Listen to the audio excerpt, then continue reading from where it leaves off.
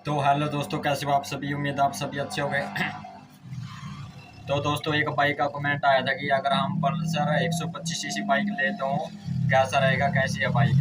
तो ये वीडियो उसी बाइक के लिए बनाई है। तो मैं बताऊंगा आपको, अगर आप पल्सर 125 सीसी बाइक लेते हो उसके मैं आपको कुछ उसके फायदे बताऊंगा और उसके कुछ बताऊंगा मैं आपको नुकसान। तो दोस्तों, वीडियो में बने रहें। तो चलो मैं आपको पहले बताता हूँ उसके फायदे क्या है।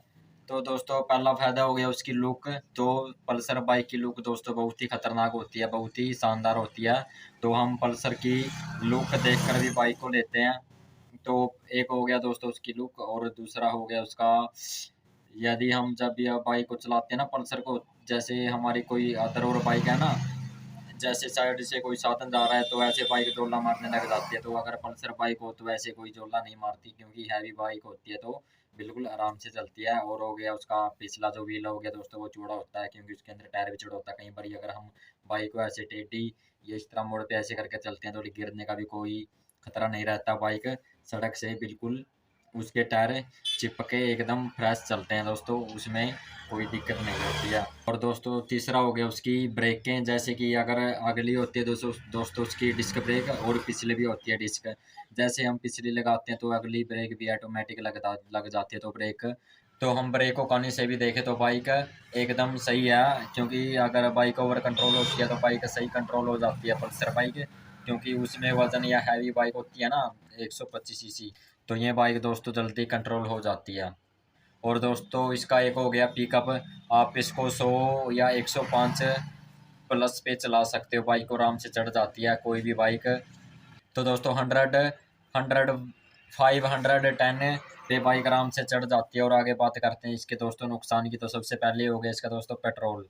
पेट्रोल बहुत ज़्यादा खाती है ये बाइक, कम से कम दोस्तों 35-40 की एवरेज देती है। तो सबसे बड़ा नुकसान इसका यही है कि एक तो खाती है बहुत दोस्तों सबसे ज़्यादा पेट्रोल।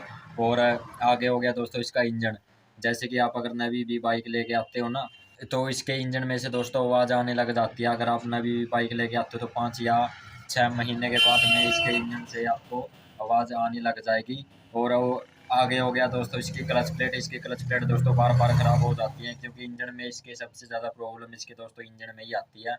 और इसके आप पार्ट लगा लो, जैसे कि सेंसरी सिस्टम बाहर का या इंजन का, दोस्तों इसका स्पेयर पार्ट भी बहुत महंगा है पल्सर का। कई बार तो दोस्तों इसका सामान भी नहीं मिलता दुकानों पर, और हमें इसका सामान एजेंसी में ही मिलता है। अगर हम एजेंसी में जाते हैं तो एजेंसी वाले बहुत ही करड़ा, बहुत ही हैवी रेट लगाते हैं दोस्तों। तो मैं आपसे यही कहना चाहूँगा, अगर आप ले तो पल्सर, वैसे आपकी मर्जी है, अगर आप पल्सर लेना चाहो तो पल्सर ले सकते हो। मैं आपको मना नहीं करूंगा, लेकिन मैंने आपको बता दिए इसके फायदे और इसके नुकसान दोस्तों क्या है। इसका स्पेयर पार्ट भी दोस्तों बहुत महंगा है, इधर उधर दुकानों से नहीं मिलता, सीधा एजेंसी से ही मिलता है।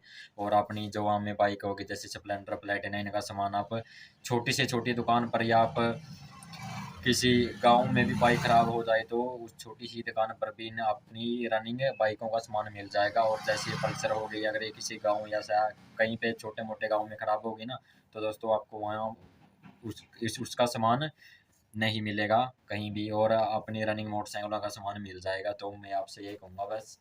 वो आगे आपकी मर्जी, आपको लेना है तो लीजिए, अगर नहीं लेना है तो नहीं लीजिए। तो वीडियो अच्छा लगा तो एक लाइक कर देना, और चैनल को भी सब्सक्राइब जरूर कर लेना दोस्तों। जब तक के लिए बाय बाय, टाटा।